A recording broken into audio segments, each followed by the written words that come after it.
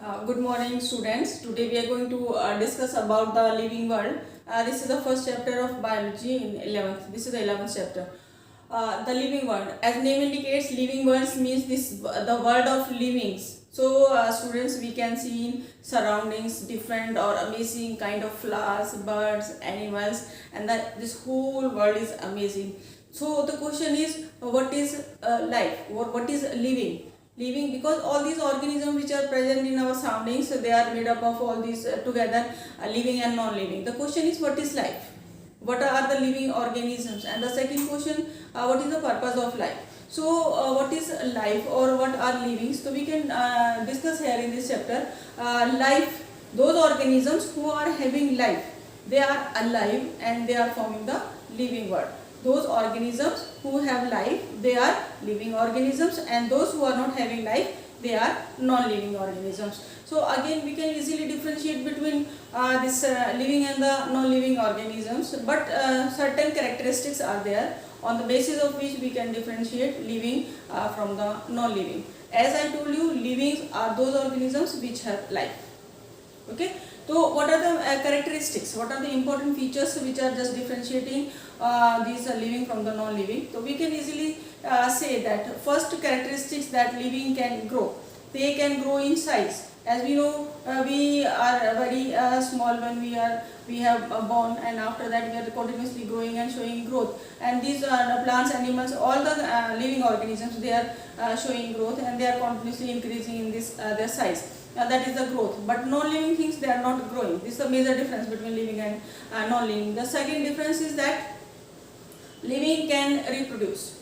All the living organisms, they are having certain features and they want to just make their species continuous, or just to transfer their genes in a continuity in this world. That's why they are reproducing. So all the living organisms, they are having another very important characteristics to reproduce, but non-living, they cannot reproduce. And the third feature, that all the living organisms, they are having life processes. That means simply we can say they are showing metabolic activities. So number of metabolic activities or the reactions are going on inside the body, that is not present in the non-living. So class students, you have to also understand that what is metabolism, or what are the metabolic activities. So metabolism or metabolic activities are the sum total of the chemical reactions which are going on inside the body of the living organisms, you can say. So the metabolism is again very important feature of the living, and that is not present in the non-living organisms.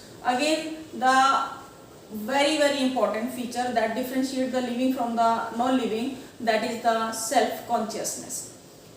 So what is the meaning of self-consciousness? Self-consciousness means that we, or the living organisms, I am also living, that's why we, the living organisms, we can give response to the surroundings. So whatever is happening in surroundings, we can immediately give response. And but the non-living things, they are not having any response. They cannot give a response. They cannot respond to the surrounding. Whatever the things are happening in their nearby, they are not giving response. So this self-consciousness is very important feature of the living organisms. So these are the major characteristics on the basis of which we can differentiate living from the non-living. So this is the point which we have discussed about the living. What is life? Life means those who are having these characteristics, they are showing life.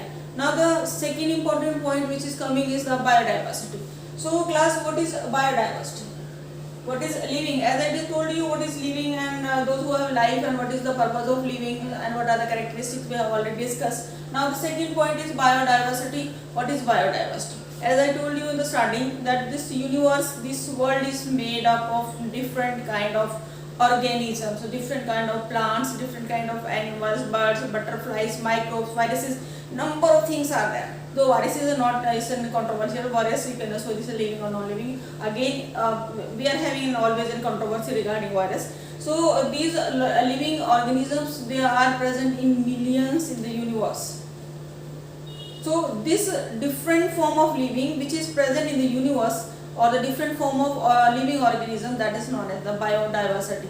Bio means living, diversity is different. So different form of living organism which is forming the universe of the world, you can say, that is included in the biodiversity. Total till today, and near about these scientists, they are having an estimate that total biodiversity in the world is near about the 7 million. Total 7 million species of the living organisms, either they are plant, animals, they exist on the earth. But till today, we have only discovered, or the scientists, they have only discovered 1.7 to 1.8 million species only. And you know students, number of species they have endangered, they are endangered species, number of species they have already extinct. So it is not possible to explore or to discover all the living varieties in the universe. Some are just whenever scientists they are exploring, some they are getting new varieties, some have already extinct before the exploration and all these things. So this is the process of life, this continuously going on in the universe. So biodiversity means the different form of the living organisms which are present in the universe, and total estimated biodiversity is 7 million, and near about till today we have discovered near about 1.7 to 1.8 million of the species only we have discovered till today by the scientists. Now again the question is how we recognize these so many or billion of species are there. So it is very difficult to recognize, to remember, to identify these organisms. So that's why scientists, what they have given, they have decided to give a particular name to these organisms, and that is known as the nomenclature. So nomenclature is very important, students. As we know, we are having a specific name, and if you are just talking someone by name, so we can easily recognize that okay, you are talking about that person. But if you are not having name, so how will you just define, how will you say, how will you talk about the or any person? So this is very difficult. Again, as we have name, that's why scientists they have also given different names to these organisms, that is making it easy to study or to recognize these organisms. That is known as nomenclature. So again, nomenclature is very important, as it is difficult to recognize, to remember, to talk about, to study about these organisms. That's why scientists they have given a particular scientific name to these organisms, so that they can be easily recognized throughout the world. Whatever the language we are saying, whatever the area we are living, whatever we are having different local names, but when we are going on an international level, then it will be very difficult to talk about that particular things. That's why scientists, what they decided, they have given a particular scientific name to each and every organism, so that whenever we are going to just international seminars or international level to discuss about these organisms, we are having a specific scientific name for these organisms. So when we are talking, so we can easily discuss, because all know that we are talking about that particular things. For example, the scientific name of this mango is Mangifera indica. So in Indian language we are saying in English we are saying mango, and some other local languages we are saying, we are just calling this mango with different names. But whenever we are going on international level, we can say that we are talking about Mangifera indica. So they will easily understand that we are talking about the mango. That's why scientists they have given this particular scientific names to these organisms, that is known as the nomenclature. Again, this nomenclature is given by a scientist, that is Linnaeus Corellius. And again, these scientific names, they are having two components. These scientific names, they are having two components. That's why these names they are known as binomial nomenclature. So if the question comes, what is binomial nomenclature? So easily you can say these scientific name, they are having two components. One is genus and one is specific species, or simply you can say one is the this specific epithet, and the one is generic epithet. So one name is of genus, one is of species. So two components is there in each and every scientific name of the organisms. That's why the giving name of these organisms is known as the binomial nomenclature. So easily you can now understand nomenclature. What is nomenclature? What is binomial nomenclature? Each name is having two components. That's why it's known as the binomial nomenclature. Again, these scientists they have just made two these international code for botany, or this simply you can say the giving name to the plants and giving name to the animals. That's why we are having two international codes. One is ICBN. ICBN is the International Code of Botanical Nomenclature. That means this includes all the names which are given to the plants, scientific names. And again we are having the second, that is ICZN, that is International Code of Zoological Nomenclature. In this we have just given name to the animals, a scientific name, or simply you can say binomial nomenclature. So this is very important to understand why we have given name. Name is making it easy to recognize, to understand, to identify that particular thing or the thing which we are talking about. That is important. So that's why they have given different names according to these things. Now again, because if we are just giving name or scientific name without any rule and regulation, again this will be very confusing and this will create conflicts between scientists. And that's why we are having a particular rule, regulations to giving name to these organisms, and this is very important. How we can give name, scientific name to these organisms. So we are having a special rule, or that is including, or that is having about 4-5 points. What are the rules? First rule of nomenclature is that names are generally in Latin and written in italics. So whatever the scientific name we are giving to the organism, these all names are taken from the Italian word. They are the Italian words. So whatever the origin of that investigation, whatever the discovery, whatever, where, whosoever is discovering that, that's not matter. The thing is that we are choosing name from the Latin only and italics, you can say. So this is important. You have seen when you are just reading the books, sometimes you are having the italic language, and that is the scientific name. So it's a rule that these words should be taken from the Latin and this should be written in the italics. That is the first rule. Second rule is names are generally in Latin and written in italics. That's I told you. And the second is the first part is generic epithet and the second is the species epithet. As I told you, Mangifera indica, it is having two components. Mangifera is the generic name, and the second is the indica is the specific epithet or the species name. So always these scientific names, they are having two components, specific and generic. It is the rule. We have to give two names to each and every organism. Now the third rule is when handwritten, both words are underlined. Simply when we are writing, because always we have to write in the question papers or in answer sheets. So number of times we have to write, just writing this by hand. So whenever we are writing these names by hand, also handwriting, simply when we are writing by hand, so we have always underlined the word. Whatever the scientific name we are writing, we have always underlined the word.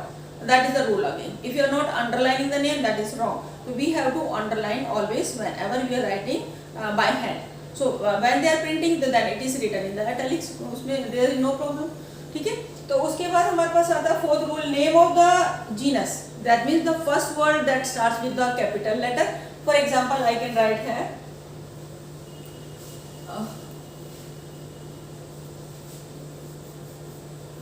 I can write here the Mangifera indica.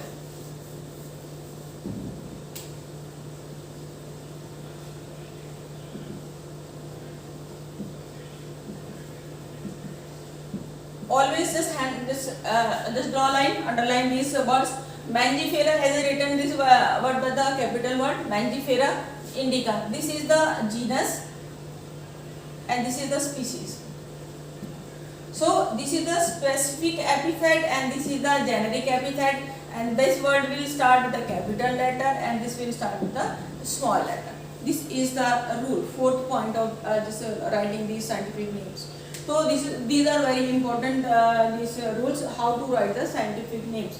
Again, one point is also there, if we have to write the author's name after this scientific name, then we will write author's name in the last. For example, Mangifera indica is the scientific name and it is given by Linnaeus, then we will put the abbreviation of the Linnaeus at the end. So this will say that Mangifera indica is the name which is given by Linnaeus. So always we are writing the author's name at the last and in an abbreviated form. So these are the important rules how to write the scientific names. Again we are coming to the next point, that is classification. Classification, again student try to understand that classification, why we are classifying the these organisms into different category. Classification means we are just grouping these organisms into different categories, so just to make the study convenient or easy. So if we are making different groups accordingly, so we can easily study about these organisms. And these classification, or simply you can say the basis of this classification is the similarities and the dissimilarities of the characteristics in these organisms. So classification is again very important point. Why we are classifying organisms? We are classifying organisms to make the study convenient. So earlier these people, if you are talking about the local people, earlier when these scientific names were not there, and then the people, they were dividing or classifying the organisms according to their uses and disuses. And this is known as the systematics, because earlier they were also studying the interrelationship between these organisms. So when we are studying the interrelationship between these two organisms, then this is known as the systematics. As I written here, systematics. When we are studying or we are connecting these organisms together to find the relationship between these, that this branch is known as the systematics. And this systematic word, it is derived from the word, Latin word, that is systema. So systema is word from where this systematic is derived. And again the scientist, as I told you, Carolus Linnaeus. Carolus Linnaeus, the scientist who has just given a book, or he has written one book and has given a name Systema Naturae. This is very important, that who has published this book, or who has written this book Systema Naturae. The Naturae is the Systema Naturae is written by the Carolus Linnaeus. So today we have just discussed about the this nomenclature and classification, identification, systematic, and systema, or the systematic arrangement of these organisms. So this is the main important points we have discussed. And next topic where we are going to discuss about the classification or taxonomy in detail. As I told you, classification is to grouping these organisms into different groups or categories, and these categories, they are known as a taxa. So when we are arranging this taxa or in the group in a systematic way, this is known as taxonomy.